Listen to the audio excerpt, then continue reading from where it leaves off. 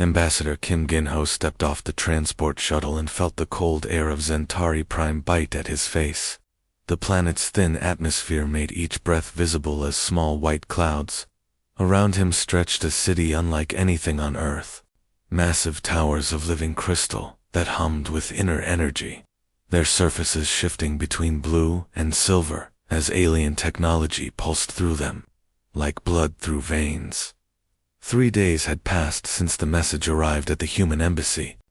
Jinho still remembered the moment his aide Choi Min-woo had burst into his office, face pale with worry. The crimson seal on the communication device had told him everything he needed to know.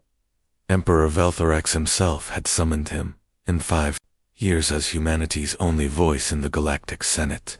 Jinho had never received direct contact from the crystal being who ruled over 400 different alien species.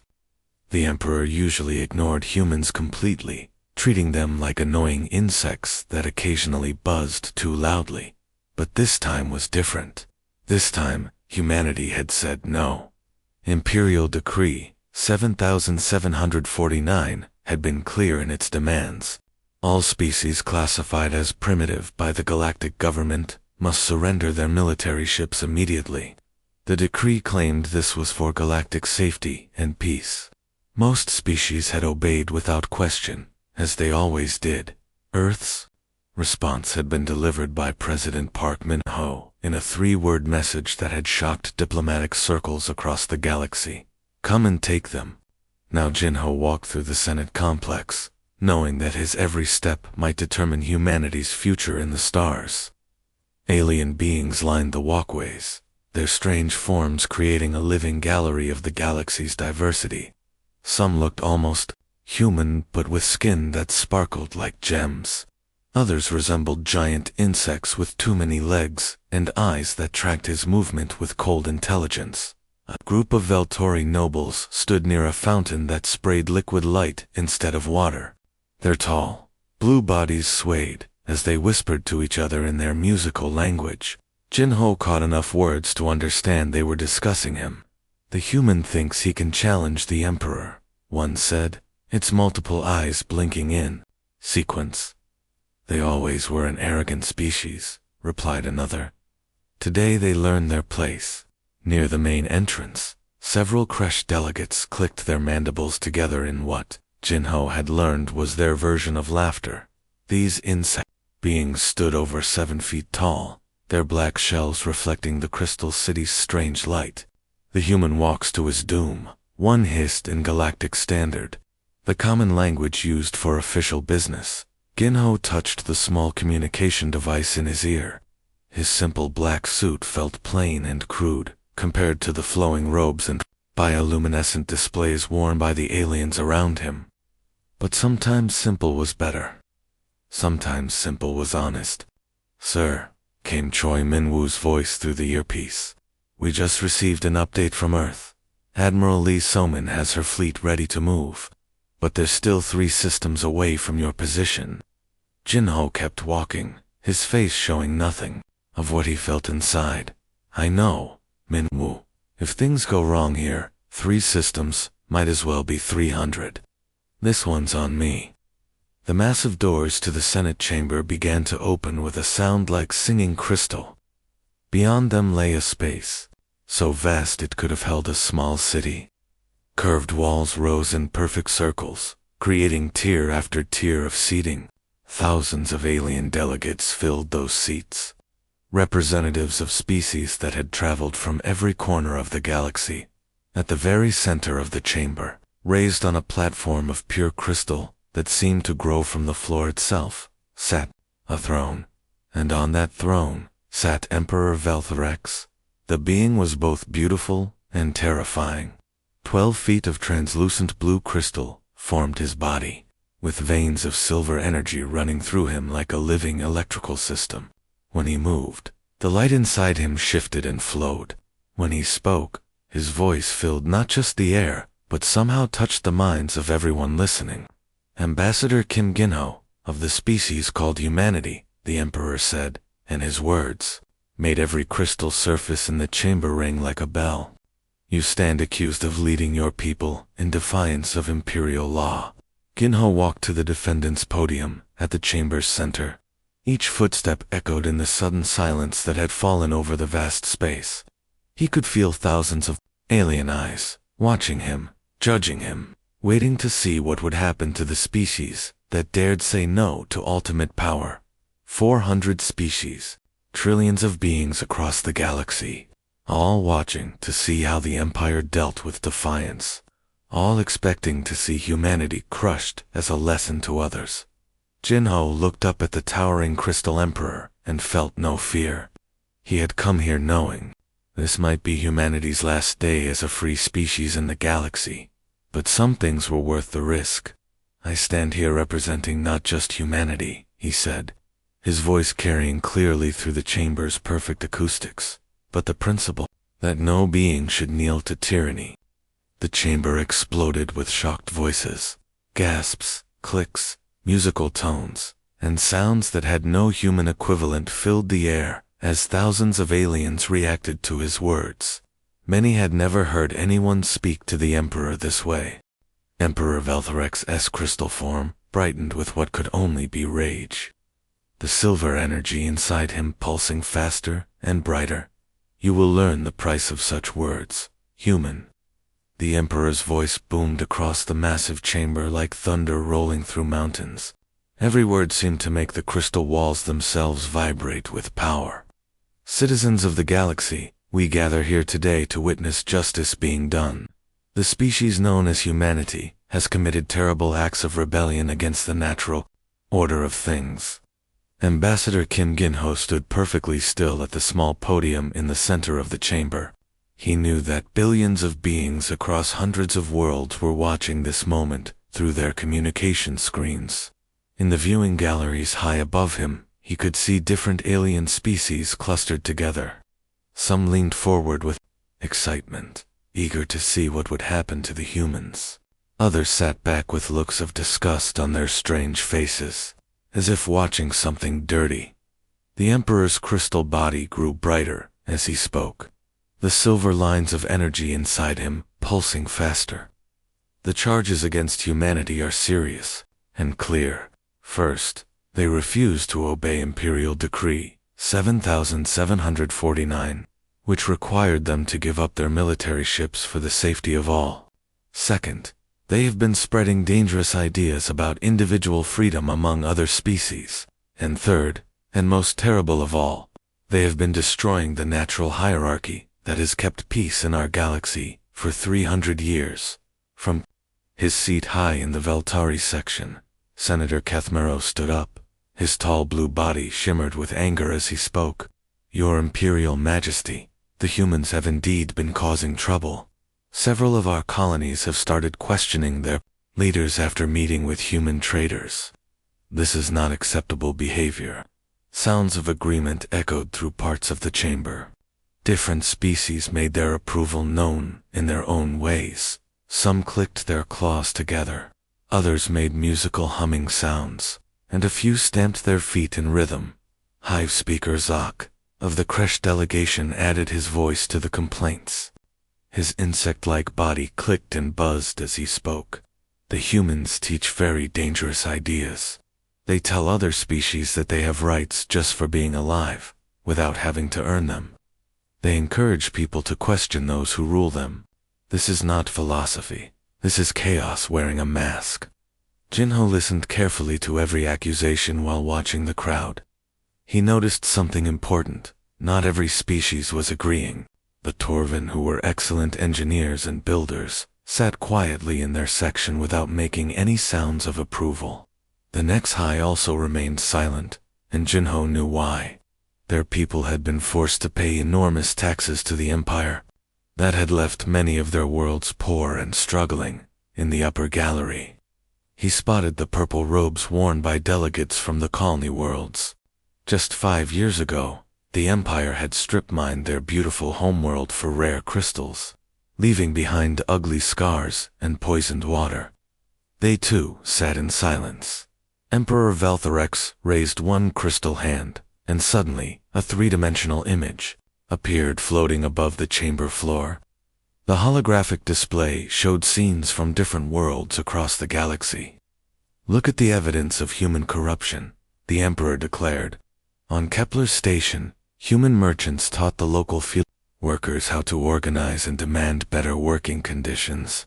On the Valteri mining world of Zarian 4, human engineers shared what they called safety protocols, which led to work slowdowns and demands for protective equipment.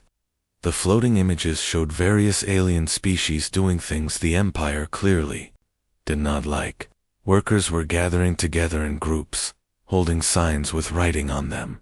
Citizens were standing up in meetings and asking questions of their governors. Even children were shown raising their hands and asking why when given orders, instead of simply obeying as they had been taught. "This ends today," Emperor Veltherex announced, his voice growing even louder. "Humanity will lose all rights as galactic citizens and will be moved to the prison colony of Tartarus Phi. There, they can practice their primitive ideas in isolation, where they can no longer poison the minds of civilized beings." The chamber filled with sounds of approval from most of the alien delegates. The Kresh clicked their mandibles rapidly. The Veltari made their musical agreement sounds. Others howled or stamped in rhythm. But Ginho noticed again that several species remained completely silent. The Nexhai, the Torvin, the Kalni, and even some of the younger Veltari delegates seemed uncertain about what they were hearing.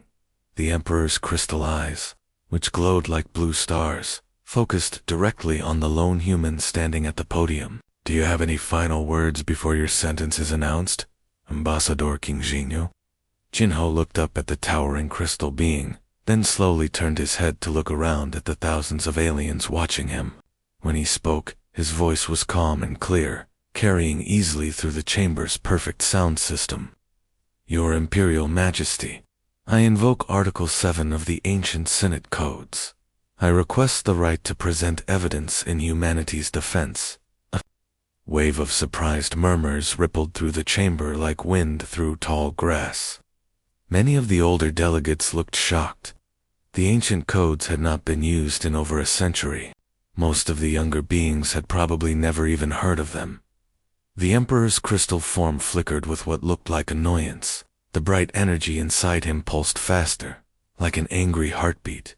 "The right to present evidence is acknowledged under the old laws. But know that it will not change your fate." Human Jinho allowed himself a small, grim smile. "We'll see about that, Your Imperial Majesty." Ambassador Kim Jinho slowly reached into his jacket pocket and pulled out a small, crystal device. The crystal was no bigger than his thumb, but its surface caught the light from the chamber and sparkled like a tiny star. Every alien eye in the vast room watched his movement. "Your Imperial Majesty, honored delegates," Jinho said, his voice calm and clear. "What I am about to show you will shock you greatly. But the truth often does that to people." Emperor Veltherex leaned forward on his massive crystal throne, the silver energy inside his body pulsing with interest and annoyance. "Go ahead with your useless defense, human. It will not save you." Jinho pressed a small button on the crystal device. Immediately, the chamber's advanced holographic systems sprang to life. Three-dimensional images, documents, and recorded conversations began floating in the air above the Senate floor. The images were so clear and detailed that they looked completely real. All around the chamber, thousands of alien delegates leaned forward, using their various eyes, sensors, and other organs to examine what they were seeing. "For the past 3 years, Jinho began, his voice steady even though he knew he was about to reveal information that could change the entire galaxy. Humanity has been conducting a secret investigation across all the worlds of the Empire. You see, we humans have a special ability to notice patterns that others might miss, and the pattern we discovered is very disturbing." The first group of images appeared above their heads. They showed a beautiful planet covered in green forests, crystal clear rivers, and cities that looked like works of art. Then the images changed to show the same planet as a dead, empty wasteland, with huge mining scars across its surface. The Gel carry homeworld, Jinho announced. 17 million peaceful beings lived there. Their only crime was refusing to pay the increased tribute taxes that the Empire demanded. They were officially declared economically inefficient, and their world was completely strip-mined for resources. The official government report said they all died from a terrible plague. Sharp gasps and shocked sounds echoed through the chamber from many different species. The Jelkari had been famous throughout the galaxy for their beautiful poetry and amazing artwork. Everyone had believed they died from natural causes. But that was a lie, Jinho continued. The images changed to show communication records, shipping documents, and financial records. The truth is that Imperial forces poisoned their water supply, then moved in mining equipment while the population was dying. Every valuable resource on their planet was stolen. More images appeared, showing another world. This one had been covered by vast oceans, with floating cities and underwater forests. Now it showed empty ocean floors, with massive scars from mining machines. The Mordani, Jinho said. 8 million aquatic beings. Their mistake was asking why their mineral rights were being sold to Imperial companies without their permission. The official report blamed their extinction on internal warfare between their different tribes. The holographic display continued, showing world after world, a planet of crystal beings who had lived in beautiful singing cities, now silent and empty. A world of insect-like creatures who had built amazing underground networks, now collapsed and flooded. A planet where energy-based life forms had danced among the clouds, now dark and lifeless. 15 more species, Jinho said, his voice growing stronger as he spoke, all extinct, all officially recorded as dying from natural disasters, plagues, or civil wars. But we have found the truth. Senator Kethmuro of the Veltari suddenly stood up, his blue skin flashing with anger. These are lies.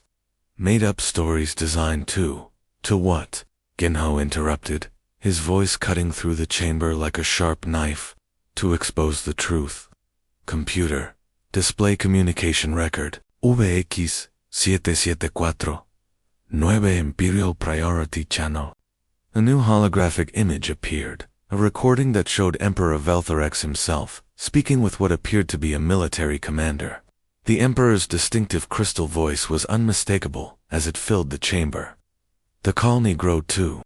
Bold in questioning our mining contracts, the recorded Emperor was saying, arrange another accident at their main population center. Make it look like their power reactor failed. The chamber exploded into complete chaos.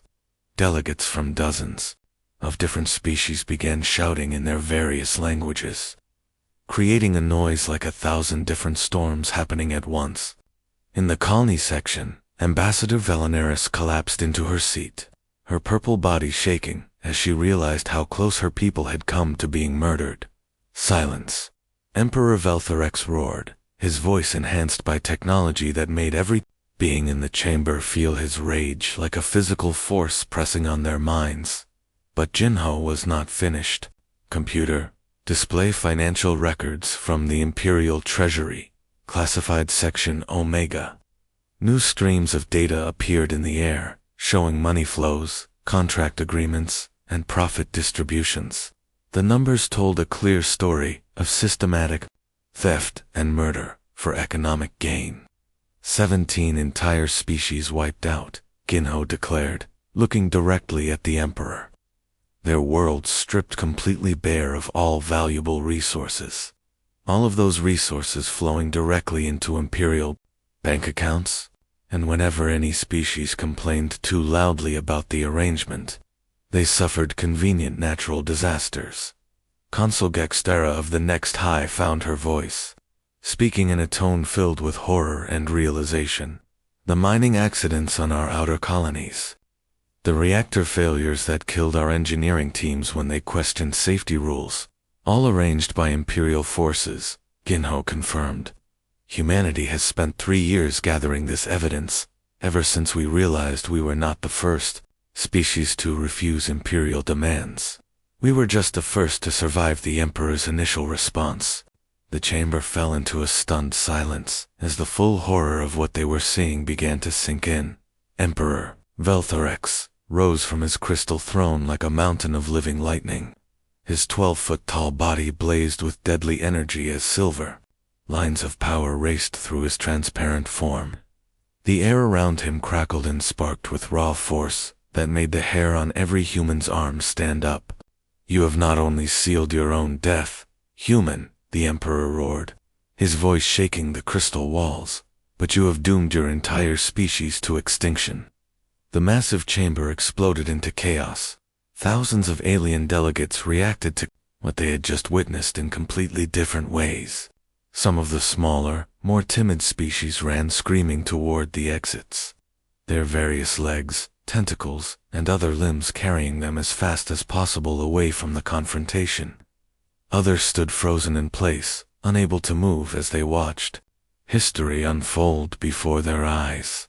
Ambassador Kim Gin-ho remained perfectly still at his small podium in the center of it all. He knew that every second of what was happening was being broadcast live across the entire galaxy. Billions of beings on hundreds of worlds were watching this moment on their communication screens. "Imperial Guard," Emperor Velthorex commanded, pointing one crystal finger at Gin-ho. "Destroy all the evidence immediately. Shut down every communication network in the galaxy, and kill that human now." The massive Kresh guards began moving toward Gin-ho, their black insect-like armor clicking as they raised their energy weapons. These elite soldiers had never failed to carry out an Imperial command. But today would be different. Consul Gex of the Next High suddenly stepped out from her section and placed herself directly between the advancing guards and the human ambassador. Her scaled reptilian body was much smaller than the armored insects, but she stood firm. "No," she said in a clear, strong voice. "The evidence has already been sent out to every world in the galaxy. Billions of beings have seen the truth.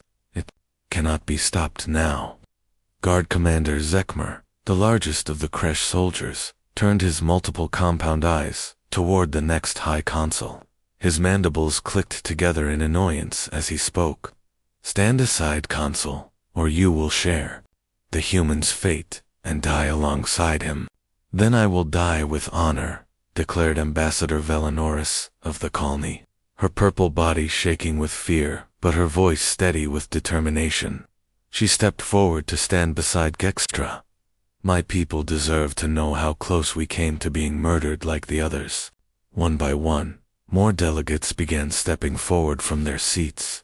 Kresheval, the brilliant Torvan engineer, walked down from the upper sections to join them. Young Senator Kathura of the Veltari left her people's area, despite the angry calls from the older members of her delegation. Even some of the small Filina representatives, who had learned about workers' rights from human teachers, came forward to form a protective circle around Jinho. Emperor Velthorex's rage made the very air itself feel electric. Sparks jumped between the crystal formations on the walls, and several smaller decorative crystals cracked under the pressure of his fury. "You forget who you are," he screamed at the delegates surrounding the human. "I am your emperor. I created this galactic civilization. You are our executioner," interrupted a new voice that cut through the emperor's words. Like a sharp blade, everyone in the chamber turned to see a group of humans suddenly appear in the center of the floor. They had not walked through the doors or descended from the galleries. They had simply materialized out of thin air. Senior Admiral Park Jian of the Human Space Navy stood at the front of the group, flanked by 6 human marines wearing advanced power armor that gleamed with blue energy shields. "Admiral Park," Jinho said, unable to hide his relief at seeing her, "you were supposed to be 3 star systems away from here." Admiral Park Jian smiled, but it was not a happy expression. It was the grim smile of someone who had come to settle a debt. "We have been working on some new transportation technology, Ambassador. It turns out that human stubbornness works on the laws of physics just as well as it works on politics." She looked up at the towering Crystal Emperor, showing no fear despite the massive difference in their sizes. Emperor Velthorex, by the authority of the Galactic Justice Codes, yes. Those old laws still exist, buried under centuries of your legal lies and manipulations. You are under arrest for crimes against thinking life. The Emperor's laughter sounded like 1,000 pieces of glass, breaking at the same time. Arrest me. You tiny insects think you have the power to arrest me. His words were cut off, as beams of deadly energy shot out from his crystal hands, striking the human marines with force that should have killed them instantly. But their armor held strong, the blue energy shields absorbing and deflecting the Emperor's attack. The marines immediately returned fire with weapons that seemed to bend light itself, creating beams that twisted and curved through the air. This is impossible, Velthorex roared in disbelief. Your technology is hundreds of years behind ours. Behind what? Jinho called out, as he reached into his jacket pocket one more time. Behind technology you stole from the species you murdered. Behind weapons powered by the suffering of innocent people. What he pulled out was simple and unremarkable, just a length of metal chain braided together, with a small medallion at the center. The medallion showed Earth's ancient symbol of justice, a pair of balanced scales, as Emperor Velthorex advanced toward him with energy crackling between his crystal fingers like deadly lightning. Jinho did something that no being in the chamber could have expected. Instead of running away or cowering in fear, he walked forward to meet the towering alien tyrant. The chain was ready in his hands. This is from Earth, Velthorex, Jinho said calmly. It represents something you have never understood in all your centuries of rule justice, that comes not from having power over others, but from having moral conviction. The Emperor struck out with enough force to shatter stone, but Jinho had trained for this exact moment. He ducked under the massive crystalline arm, looped the chain around the Emperor's neck, and then did something that would be recorded in history books and replayed across the galaxy for countless generations to come. He began dragging the mighty Emperor Velthorex across the Senate floor. The chamber fell into complete and absolute silence, except for one sound: the scraping of crystal against stone, as a single human being pulled a galactic tyrant from his throne of power. The galaxy is watching, Jinho said quietly, but somehow his voice carried to every corner of the vast chamber. And they are seeing that even monsters can fall. 6 months had passed since the day Ambassador Kim Jinho dragged Emperor Velthorex across the Senate floor. Now, as he walked through the same crystal corridors, everything felt completely different. The air itself seemed lighter, filled with voices of hope instead of whispers of fear. Delegates from hundreds of different species moved through the hallways with quick, purposeful steps. They were no longer the scared, submissive beings who had once trembled before the Emperor's throne. For the first time in over 3 centuries, real discussions and debates could be heard echoing from the great chamber. Species were actually talking to each other as equals, sharing ideas and making plans together. The change had happened incredibly fast once the truth about the Emperor's crimes spread across the galaxy. Within just a few hours of Jinho's broadcast, rebellions had begun on oppressed worlds in every corner of known space. Workers threw down their tools and refused to continue mining operations that enriched only the Empire. Soldiers abandoned their posts rather than serve a government built on genocide. Entire planetary governments declared their independence from imperial rule. Many of the Emperor's military commanders, when faced with clear evidence of the systematic murder of 17 species, had made a choice. Some joined the growing revolution, using their knowledge of imperial systems to help bring down the corrupt government. Others simply disappeared, fleeing to distant star systems, where they hoped no one would ever find them. Emperor Velthorex himself was now locked away in a special prison facility designed specifically for crystalline life forms. He was still alive, but completely powerless, waiting for his trial for crimes against 17 extinct species. The once mighty ruler who had controlled the fates of trillions now spent his days in a small cell, his crystal body dim and lifeless. "Ambassador Kim," called a familiar voice from behind him. Jinho turned to see Admiral Park Jian walking toward him. Her military uniform looked different now. Instead of the simple Earth Navy insignia she had worn before, it now displayed the symbol of the new Galactic Defense Force.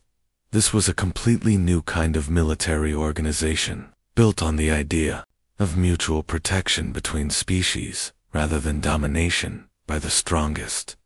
"How are the war crimes trials going?" Jinho asked, as they began walking together through the corridors. "The War Crimes Tribunal has already processed over 3,000 individual cases," Admiral Park replied. "We have established Truth and Reconciliation Commissions on 47 different worlds. It is slow work, but it is honest work for the first time in centuries." As they walked toward the central chamber, they passed along walls that had been transformed into memorials. The walls now displayed the names and images of all the extinct species, the artistic Jelkari poets, the musical Mordini deep singers, the philosophical crystalline Velanash, and 14 others. Volunteers from many different worlds took turns caring for these memorials, making sure that the murdered species would never be forgotten again. "The colony delegation has made an interesting proposal for the new galactic charter," Ginho mentioned. As they walked, "They want to create a permanent position for humans on the Justice Council." Admiral Park raised one eyebrow in surprise. "Because we dragged their emperor through the Senate halls, because we proved that physical size and advanced technology do not determine who has moral authority," came a new voice. They turned to see Consul Gextera of the Next High approaching them. Her reptilian-scaled body now wore the ceremonial sash that marked her as the acting Senate President. Walking behind her was a diverse group that would have been impossible to see together during the Old Empire: Ambassador Velenaris of the colony, Engineer Kresheval of the Torvin, and even young Senator Keth_Lara of the Velteri. The Velteri. People were slowly learning how to question authority in constructive ways, instead of simply fearing those in power. "The galaxy owes humanity a great debt," Ambassador Velenaris said, her purple skin shifting to much deeper shades, a sign of very strong emotion among her people. "You showed all of us that tyranny is not something that must be accepted as natural. You proved that someone, somewhere, will always be willing to stand up and say no to injustice." Through the massive windows of the Senate complex, they could look out and see the stars themselves. Those distant suns no longer represented the domain of a single tyrant, but rather a vast community of free worlds that were learning how to govern themselves. Spacecraft from dozens of different species moved peacefully through space, carrying goods for trade. The crews of these ships worked together as equals, regardless of which world they had come from. "There is something else I need to tell you," Consul Gextera said, pulling out a small electronic data pad. "Our survey teams exploring the outer rim of the galaxy have discovered something remarkable. 17 worlds that were officially declared dead by Imperial records are actually showing clear signs of life. There are survivors from the supposedly extinct species, hiding in deep underground shelters and remote colonies." Ginho felt his heart leap with sudden joy and hope. "The Gilkari, the Mordani, they are still alive. All of them Gex_Terra, confirmed with a smile. "The populations are small, but they survived. They have been hiding and waiting for word that it would be safe to come out and rejoin galactic civilization." As they entered the great chamber, now arranged in a circle, instead of the old hierarchical tiers that had emphasized imperial power, Ginho looked up at the viewing galleries. They were filled not just with official delegates, but with ordinary citizens from across the galaxy. Families had come to watch democracy in action. Children from different species played together while their parents debated the future. In one corner, he spotted something that never failed to make him smile. A young Valtori child was approaching a human child, not with the old fear or sense of superiority, but with simple, honest curiosity. They began playing a game that seemed to use both species' unique abilities, creating something completely new together. The galaxy was free, the tyrant was gone, and that, Ginho thought, as he took his seat among equals, had made all the difference.